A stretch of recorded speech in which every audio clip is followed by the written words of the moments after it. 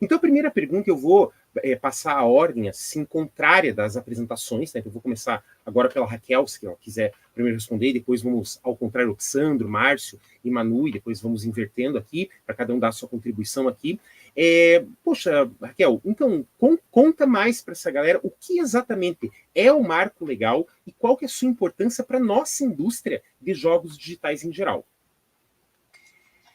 Bom, o marco legal dos games, ele é uma lei, certo? Primeiro de tudo é uma lei.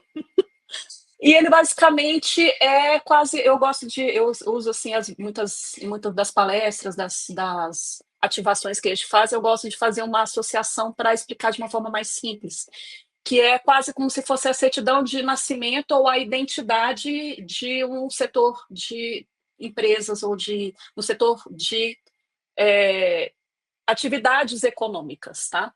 Então, basicamente, o que é um marco legal? É o reconhecimento pelo governo do o que é uma desenvolvedora de jogos eletrônicos, o que é uma empresa que faz videogames, certo?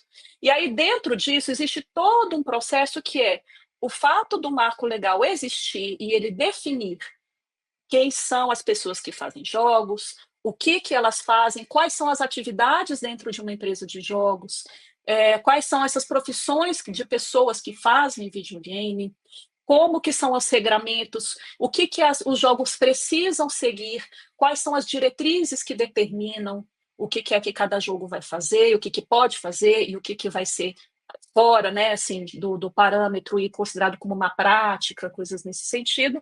E também vai fazer uma parte que é muito importante, que é este reconhecimento também define como que o governo federal vai entrar em relação com as empresas que produzem jogos eletrônicos. E isso significa tanto na parte de formação e capacitação de pessoas para trabalhar com jogos, quanto na parte de ajudar na desoneração tributária, desoneração de folhas, as ferramentas que a gente usa e a capacidade das empresas de chegar nessas ferramentas para poder exercer a sua atividade econômica, e também de todos os incentivos que o próprio governo federal e os governos, no caso, porque isso daí vai ser o norteador nacional, que vai poder ser replicado, por exemplo, no estado do Rio de Janeiro, de acordo com as regras, né, e as leis do próprio Rio de Janeiro, pode ser reproduzido de forma municipal também. Então, ele vai ser um guia geral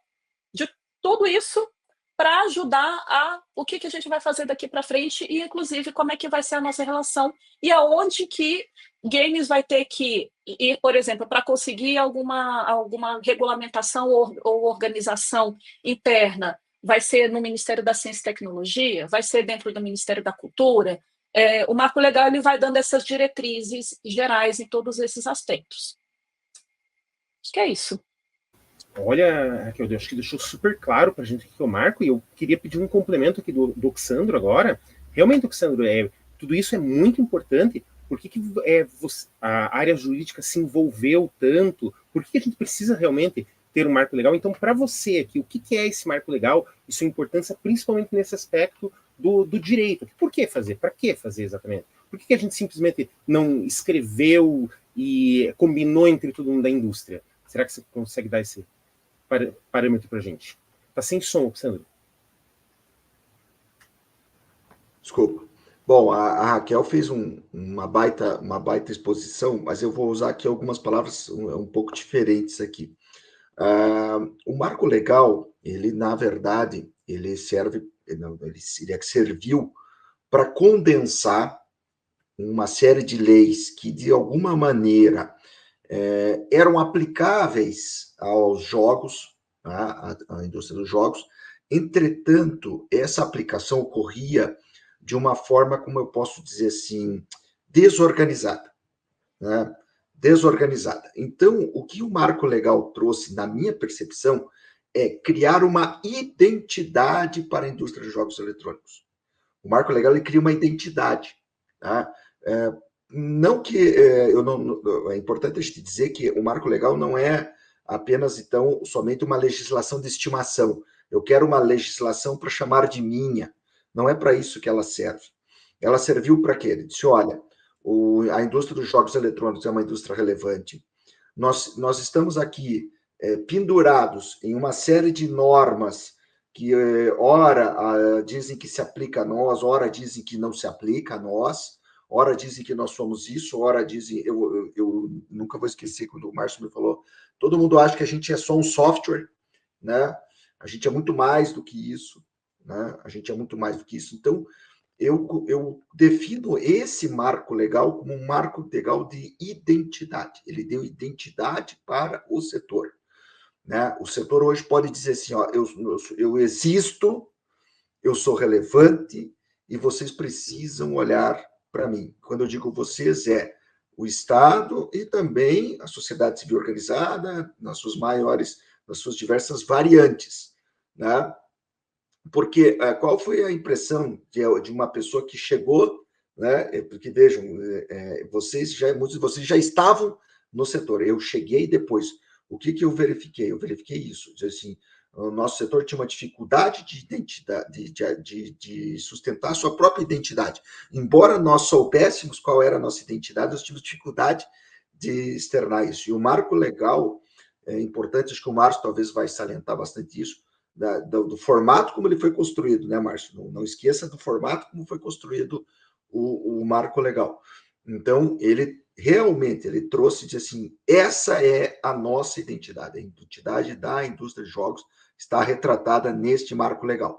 Temos definições legais, sem dúvida nenhuma, condensadas e dito, olha, isso aqui nos confere a identidade que tanto nos foi negada ao longo do tempo. Então, na minha percepção, essa é a grande importância do marco legal para a indústria de jogos digitais.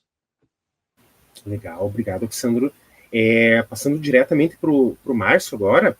Márcio, eu conheço você há mais de 10 anos e o primeiro contato que tivemos foi quando você era mais da área de jornalismo, tá? Então, uma coisa que chama muita atenção é que você passou em diversas áreas do nosso ecossistema de jogos para demonstrar exatamente isso, que o ecossistema de jogos é muito rico, tem áreas não é só o desenvolvimento, não é só a programação, não é só isso, é muito grande, é muito amplo. Então, por isso eu repito novamente a pergunta, e aí, para você que já passou por diversas áreas, e hoje é um dos maiores empresários e um dos maiores motivadores da indústria de games aí do Rio de Janeiro, o que é o marco legal e a importância dele para como você enxerga essa indústria de jogos digitais em geral?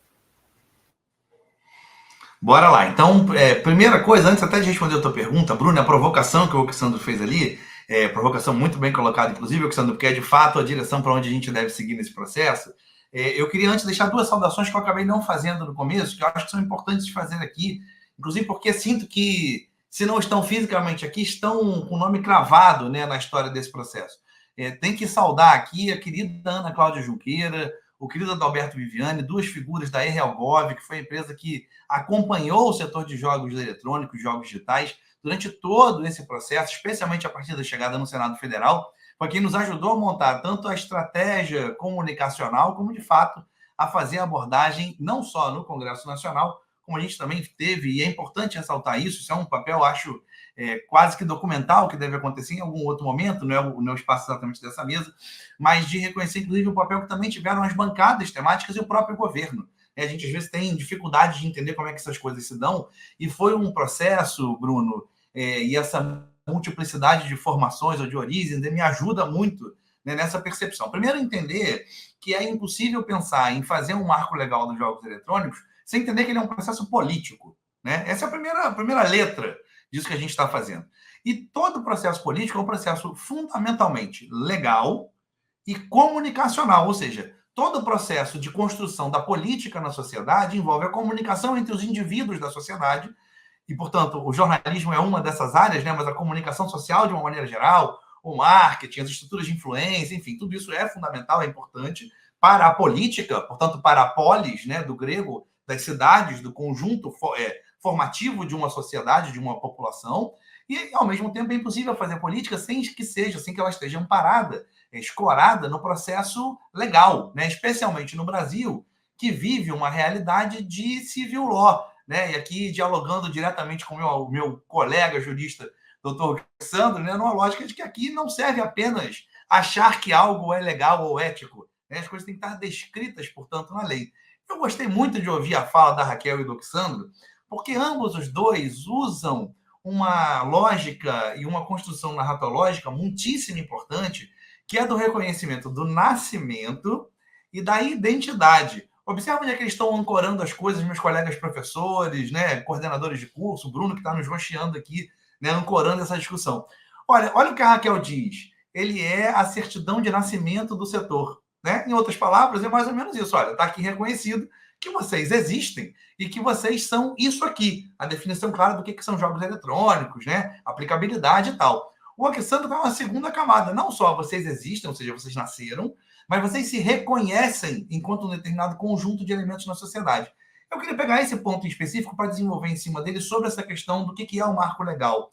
Porque eu entendo que ele é nascimento, ele é identidade, e ele é, talvez, acima, ou conjugando todas essas questões, ele é a percepção de um posicionamento político desta comunidade que cria jogos eletrônicos, e criar jogos eletrônicos está para muito além de programar, está para muito além das coisas que estão na própria mecânica do jogo, né? Claro que criar jogo eletrônico tem a ver com game design, claro que tem a ver com programação, claro que tem a ver com as artes, mas ele também tem a ver com direito, mas ele também tem a ver com a relação com crianças e adolescentes, ele também tem a ver com trabalho, emprego e renda, ele também tem a ver com desenvolvimento social. Quer dizer, por quê? Porque o game se faz não no vácuo, não no vazio, o game se faz na sociedade. E como elemento presente na sociedade, ele precisa interlocutar com todo este conjunto. Para a gente, o marco legal é, portanto, um conjunto de elementos e de fatores capaz de permitir não só o nosso nascimento, o nosso reconhecimento, mas também de trazer a segurança jurídica que só a sociedade civil organizada e mobilizada é capaz de conseguir produzir a partir da pressão nos elementos institucionais. E, nesse sentido, a construção do marco legal dos games, ela é, a gente deve lembrar, fruto da interferência direta da sociedade civil organizada, a partir das associações estaduais, a partir da academia, a partir da Associação Nacional, a partir de entidades de interesse que se relacionam com o setor, como é o caso da Alana, a partir da comunicação social, portanto, da pressão exercida por entes comunicacionais, dá para citar uma dezena de veículos, mas destacadamente dá para falar do Drops de Jogos, do Pedro Zambarda, que cobriu isso do começo ao fim, né, do processo, foi o primeiro veículo a falar disso, mesmo dentro do setor de jogos, houve muita resistência de falar sobre isso, e é fundamental que a gente entenda, portanto, que é esta conexão, que é esta atuação em conjunto que promove a retirada de um projeto até então cooptado, porque, veja, para lembrar, né, para quem não acompanha desde o começo, em 2021, Kim Kataguiri apresenta o PL 2796 de 2021, um projeto de lei que reconhece games como ferramenta da tecnologia, única e exclusivamente, um marco legal de 6 artigos. Não vou fazer nenhuma crítica ao texto do Kim Kataguiri, não cabe nesse momento histórico. Esse projeto é cooptado na virada do ano eleitoral, entre os 2 turnos da eleição. As bets, que hoje, enfim, Manu ficaria 2 horas aqui falando sobre as bets, eu ficaria outras 2 horas, porque hoje tá claramente identificado, né? É uma doença que está afetando a nossa sociedade. As bets tentam interferir no nosso marco legal dos jogos eletrônicos, no texto que o Kim Kataguiri tinha apresentado, para incluir ali um negócio que a gente nunca ouviu falar, chamado Fantasy Games. É uma tentativa de transformar bet em videogame e, portanto, está não só protegida da tributação prevista, né, para entrar na regulamentação caso ganhasse o então candidato a presidente Luiz Inácio Lula da Silva, mas também para poder permitir que crianças e adolescentes não tivessem mais filtragem de faixa etária para acessar esse tipo de ferramenta. É a sociedade civil organizada, são as associações estaduais, é a relação com a academia, são as múltiplas mãos, o doutor Alexandre comentou bem, a gente, quando se mobiliza para poder fazer durante algumas semanas, e mesmo assim correndo muito, né, perdendo feriado, o doutor Alexandre vai lembrar disso, a gente perdendo o feriado de 7 de setembro, para poder conseguir construir o texto com as várias organizações dando mão no texto, Manu ajudando, a academia em vários estados ajudando, a Abra ajudando, as associações estaduais debruçadas sobre o processo, porque a gente precisava sair correndo com o texto que pudesse, porque não nos bastava só criticar o texto cooptado pelas bets. Precisávamos oferecer uma resposta à sociedade. E quando a gente se organizou, a gente conseguiu oferecer um texto substitutivo, vale dizer aqui, né, orquestrado, né, ou arte finalizado pelo Dr. Oxandro, com o brilhantismo jurídico que lhe cabe, com a grande experiência que tem em marcos regulatórios.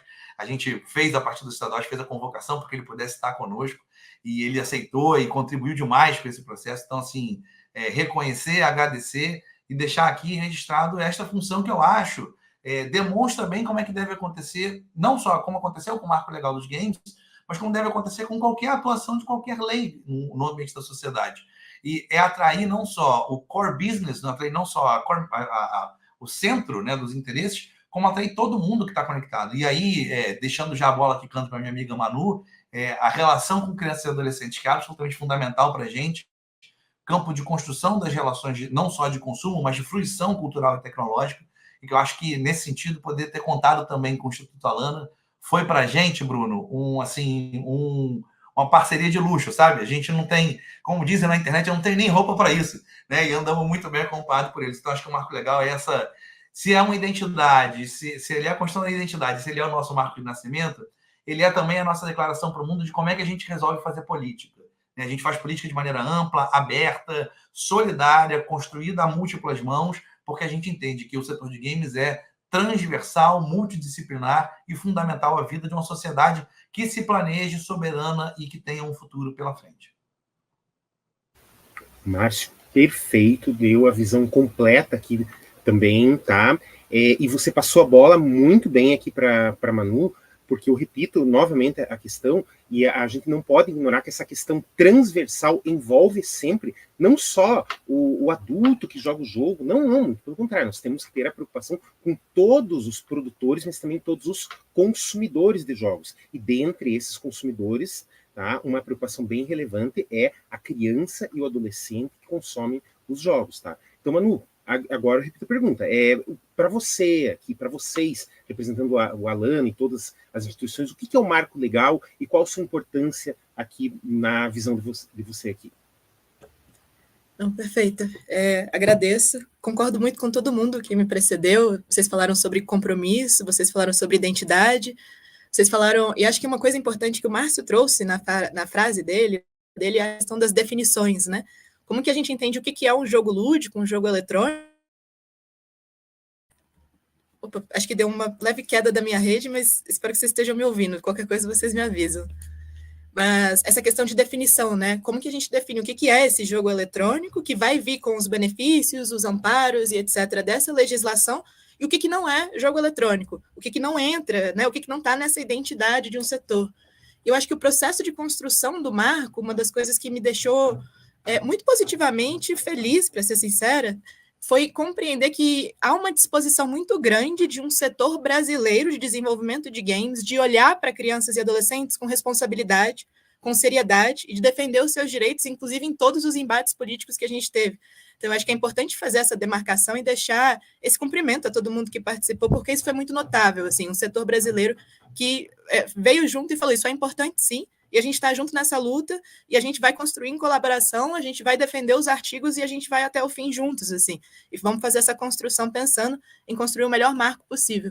E eu acho que, por que isso é importante, né? E retomando aí esse caminho que o Márcio falou, você teve realmente esse momento onde teve uma entrada de jogos com mecanismos muito similares a jogos de apostas, se beneficiando ali daquele marco, numa estratégia política, e, ao mesmo tempo, nessa versão do texto que o Márcio comentou, foi quando a gente começou a analisar e fazer as pesquisas do lado do Alana, a gente percebeu uma ausência de dispositivos quaisquer que reconhecessem que crianças e adolescentes existem e jogam, e que a legislação brasileira já garante uma necessidade de uma consideração especial das necessidades de crianças e adolescentes, de reconhecer que eles existem, de reconhecer que os seus direitos, inclusive, eles têm direitos a todos os direitos que todos têm, mas por serem pessoas em desenvolvimento, pessoas que estão crescendo, que estão aprendendo sobre o mundo, que estão conhecendo sobre o mundo, que têm esse direito, né, de conhecer, de aprender, de errar, de ser cuidado e protegido por toda a sociedade, e ao mesmo tempo de ter toda uma sociedade que haja para promover os seus direitos, para promover um ambiente que eles possam se desenvolver,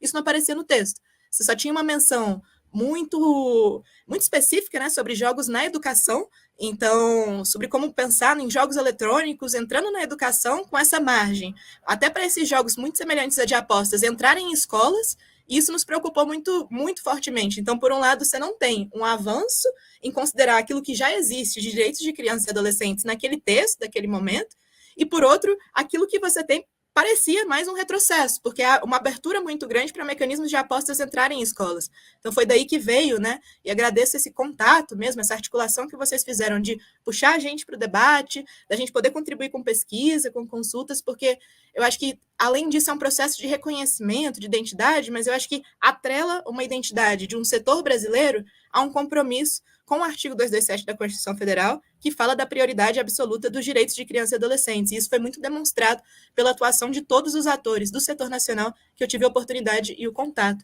Eu trouxe dados, vou dar uma pincelada muito rapidinho de por que não dá para esquecer de crianças e adolescentes nesse contexto, né? A gente tem dados da pesquisa TIC-Kids, que eu já deixo de referência para quem está nos assistindo, que faz anualmente essa visão da interação de crianças e adolescentes com o ambiente digital, que já na faixa etária de 9 a 10 anos de idade, 59% de crianças e adolescentes jogam jogos eletrônicos já conectados com outros jogadores. Então, você tem um número muito grande. Isso só vai subindo na medida que as faixas etárias vão aumentando. A gente tem ainda outros dados que são super interessantes, que é uma questão que a gente precisa olhar com cuidado. Eu acho que o Marco Legal de Games ele vem para isso. Que aquelas crianças e adolescentes que jogam jogos, os números demonstram que eles testemunharam uma proporção muito maior de situações de discriminação na internet do que crianças e adolescentes que não jogam jogos. Então, dos que jogam, que testemunharam situações de discriminação, 47%. Dos que não jogam, 29%.